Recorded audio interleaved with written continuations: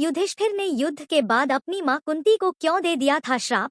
18 दिनों तक चलने वाले युद्ध महाभारत में हर दिन कुछ न कुछ विशेष घटित हुआ जो लोगों के लिए आज भी शिक्षा, संदेश और उपदेश की तरह है। इस युद्ध के अंत में युधिष्ठिर ने अपनी मां कुंती को श्राप दे दिया था। हालांकि युधिष्ठिर ने श्राप तो दिया था अपनी माता कुंती को, लेकिन उस श्राप का प्रकोप आज भी सभी महिलाओं के द्वारा भोगा जा रहा है। कुंती का विवाह राजा पांडु से हुआ था। पांडु की दूसरी पत्नी का नाम माद्री था।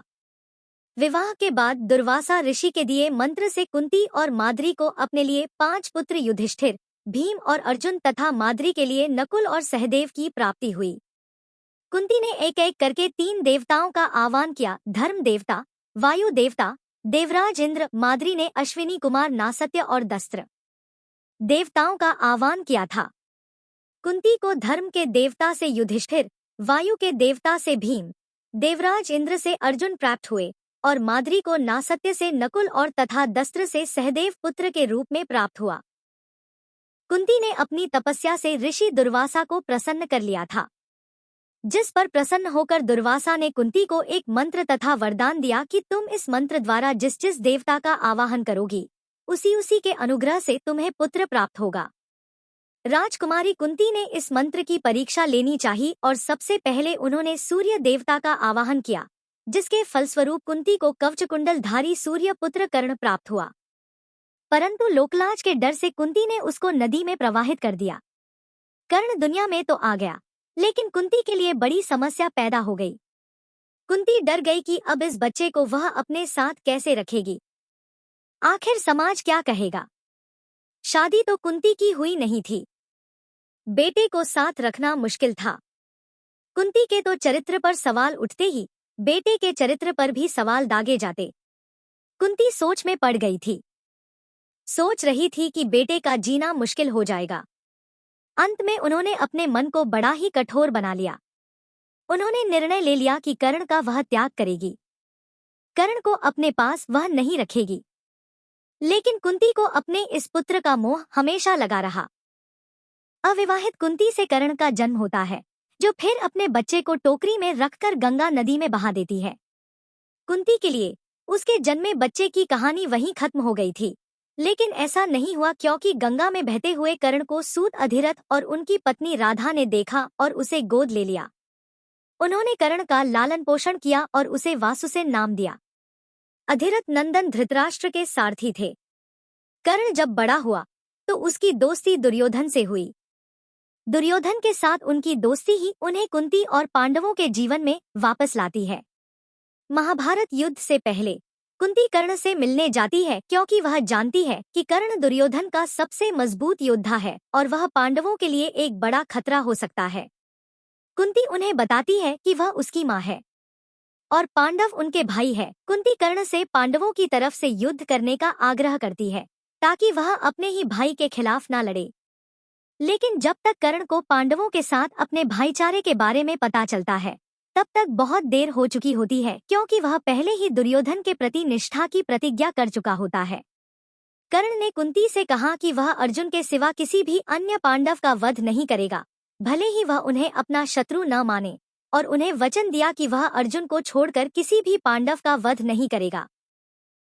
पांडव और कौरवों के बीच धर्म और अधर्म को लेकर चले इस युद्ध का परिणाम काफी भयानक था। भले ही इस युद्ध में पांडव जीत गए थे, लेकिन युद्ध के बाद उनकी दुनिया बदल चुकी थी। गुरु द्रोणाचार्य के वीरगति प्राप्त होने के बाद दुर्योधन अपने मित्र कर्ण को कौरव सेना का सेनापति बना चुका था। युद्ध के 14वें दिन अर्जुन ने जयद्रथ को मारकर अपने बेटे अभिमन्यु की मृत्यु का बदला ले लिया था। इससे कौरव सेना में हताशा थी। वहीं दूसरी ओर भीम के बेटे घटोत्कच ने भी कौरव सेना में कोहराम मचा दिया था। हालत ये हो गई थी कि हर ओर कौरव सैनिक मारे जा रहे थे। कौरव घटोत्कच को मारने की तरकीब खोज रहे थे। ऐसे में सभी को कर्ण का ख्याल आया। कर्ण के पास भगवान इंद्र का दिया ऐसा दिव्य बाण था जिससे घटोत्कच को मारा जा सकता था। हालांकि कर्ण ने अर्जुन के साथ युद्ध के लिए बचा रखा था। हालांकि बदलती परिस्थिति को देखते हुए दुर्योधन और दूसरे कौरवों ने कर्ण से घटोत्कच को मारने का अनुरोध किया। कर्ण ने आखिरकार कौरवों की बात मानकर अपने दिव्य बाण का इस्तेमाल करते हुए घटोत्कच को मार गिराया। इसके बाद अगले दिन यानी युद्ध के 16वें दिन कुरुक्षेत्र में अर्जुन और कर्ण का आमना सामना हुआ। अर्जुन आखिरकार कर्ण पर विजय हासिल करने में कामयाब रहे। दरअसल दोनों के बीच युद्ध के निर्णायक समय पर कर्ण के रथ का पहिया जमीन में धंस गया और इसी मौके पर अर्जुन ने कर्ण का वध कर दिया। कर्ण के वीर गति प्राप्त होने के बाद जब उस दिन का युद्ध खत्म हुआ तो माता कुंती वहां पहुंची और कर्ण के शव पर विलाप करने लगी। इसे देख पांडव हैरान रह गए। माता कुंती के इस व्यवहार से उनके पुत्र आश्चर्यचकित रह गए क्योंकि कर्ण उनका शत्रु था।